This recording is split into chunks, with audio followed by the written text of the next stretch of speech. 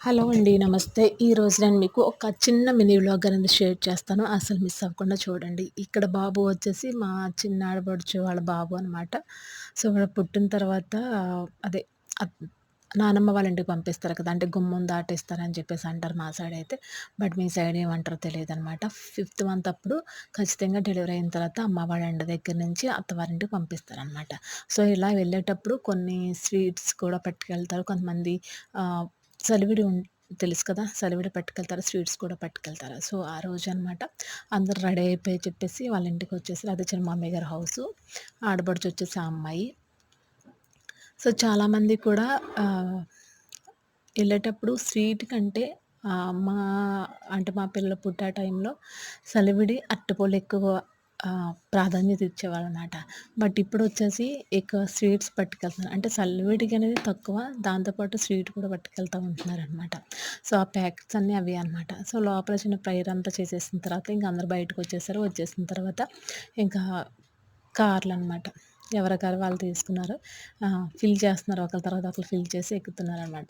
మా చిన్నమ్మాయి అయితే ఎక్కడైతే అయాన్ అంటే బాబు ఇప్పుడు చిన్న బాబు ఎవడైతే ఉన్నాడో వాడి పేరనమాట. సో, ఎప్పుడు ఎక్కడ ఉంటాడో అక్కడే కూర్చోవాలని చెప్పి డిసైడ్ అయిపోయి వెనకాల ఎళ్ళిపోతుందనమాట.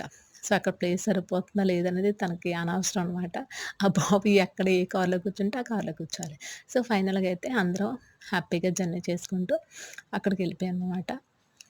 వెళ్ళిపోయిన తర్వాత ఇంక నెక్స్ట్ అక్కడ ఒక చిన్న ప్రేయర్ జరిగింది. జరిగిన తర్వాత భోజనాలు వడ్డింపులనమాట. ఒక ఆకేశారు. అలాగే చికెన్ బిర్యానీ వేశారు. అలాగే బూరు కూడా వేశారండి. చికెన్ బిర్యానీతో పాటు చికెన్ ఫ్రై కూడా వేశారు. బట్ ఫుడ్ అంతా బావుంది. కొంచెం స్పైసీగా ఉంది. మనకు మామూలుగా స్పైసీ అంటేనే పడదు. నేనైతే స్పైసీ ఎక్కువ తిన్నాననమాట. సో, మానేస్తాను తప్ప గానీ స్పైసీ అనేది ఎక్కువ ఇష్టపడను. ఎక్కువ తినననమాట. అలవాట్లేదు బేసిక్‌గా చిన్నప్పటి నుంచి కూడా. సో, ఈ రోలో కూర్చున్న వాళ్ళందరూ కూడా చుట్టాలు. అంటే ఎక్కువ మందికేం చెప్పలేదు. ఇంట్లో ఫ్యామిలీ మెంబర్స్ అదేవిధంగా మన హౌస్ ఫ్రంట్ ఉంటారు కదా!